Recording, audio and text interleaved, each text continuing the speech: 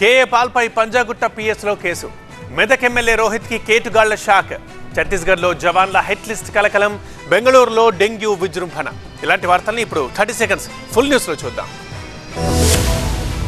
Praja Shanti party అధ్యక్షుడు KA పాల్పై Panjagutta police station లో కేసు నమోదైంది. పార్టీ తరఫున ఎల్బీ నగర్ ఎమ్మెల్యే టికెట్ ఇస్తానని చెప్పి తన వద్ద నుంచి 50 లక్షల రూపాయలు తీసుకున్నారని రంగారెడ్డి జిల్లాకు చెందిన కిరణ్ కుమార్ అనే వ్యక్తి ఫిర్యాదు చేశారు. దాంతో పంజాగుట్ట పోలీసులు కేఏ పాల్పై చీటింగ్ కేసు నమోదు చేశారు. టికెట్ ఇస్తానని చెప్పడంతో తాను 30 లక్షల రూపాయలు ఆన్లైన్ లో చెల్లించి మిగతా 20 లక్షల రూపాయలను విడతల వారీగా చెల్లించినట్టు కిరణ్ కుమార్ పోలీసులకు ఫిర్యాదులో పేర్కొన్నారు. కిరణ్ కుమార్ ఫిర్యాదుతో కేఏ పాల్పై చీటింగ్ కేసు నమోదు చేసినట్టు పోలీసులు తెలిపారు. ఇక సంచలన వ్యాఖ్యలతో ఎప్పుడూ వార్తల్లో నిలిచే కేఏ పాల్పై కేసు నమోదు కావడం ఆసక్తికరంగా మారింది. అటు ఈ నెల 13వ తేదీన జరిగిన ఏపీ సార్వత్రిక ఎన్నికల్లో కేఏ పాల్ విశాఖపట్నం ఎంపీగా పోటీ చేశారు.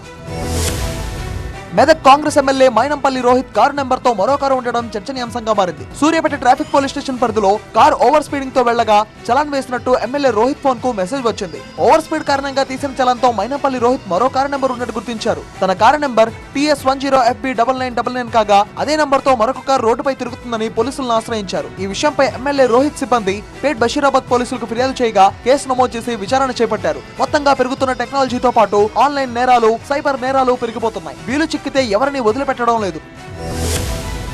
ఖమ్మం జిల్లా సత్తుపల్లి సింగరేణిలో బొగ్గు రవాణా చేసే లారీ ఓనర్స్ కుటుంబ సభ్యులతో కలిసి ఆందోళనకు దిగారు. సత్తుపల్లి సింగరేణి బాధితులు ఉపాధి కోసం లారీలు కొనుక్కుని సింగరేణి బొగ్గు రవాణాతో కుటుంబాలను పోషించుకుంటున్నామన్నారు.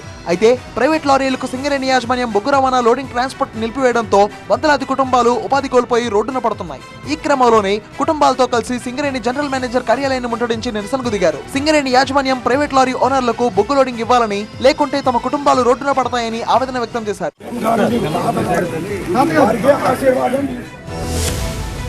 ఛత్తీస్గఢ్ బీజాపూర్ జిల్లాలో మావోయిస్టుల పోస్టర్లు కలకలం రేపాయి. 10 మంది డీఆర్జీ జవాన్ల హిట్ లిస్ట్ విడుదల చేశారు. జవాన్లను హెచ్చరించారు. బీజాపూర్ జిల్లా బైరంగఢ్ ప్రాంతంలో ఈ హిట్ లిస్ట్ ను మావోయిస్టులు అంటించారు. ప్రజలను, కూలీలను పోలీసులు బెదిరించినట్టుగా మావోయిస్టులు ఆ పోస్టర్ లో పేర్కొన్నారు. బైరంగఢ్ లో నూతనంగా నిర్మిస్తున్న వంతెన పనులను నిలిపివేయాలని హెచ్చరించారు. గ్రామంలోని ప్రభుత్వ భవనాల గోడలపై త్రివర్ణ పతాకాలతో నల్ల రంగుతో ప్రజాస్వామ్యానికి వ్యతిరేకంగా నినాదాలు రాసి చెట్ల కరపత్రాలను అంటించారు. ఇక ఛత్తీస్గఢ్ లో కొద్ది రోజులుగా భద్రతా బలగాలు కూంబింగ్ కార్యక్రమాలు ముమ్మరంగా నిర్వహిస్తున్నారు. పలుమార్లు ఎన్కౌంటర్ జరిగాయి. పదుల సంఖ్యలో మావోయిస్టులు ప్రాణాలు కోల్పోయారు.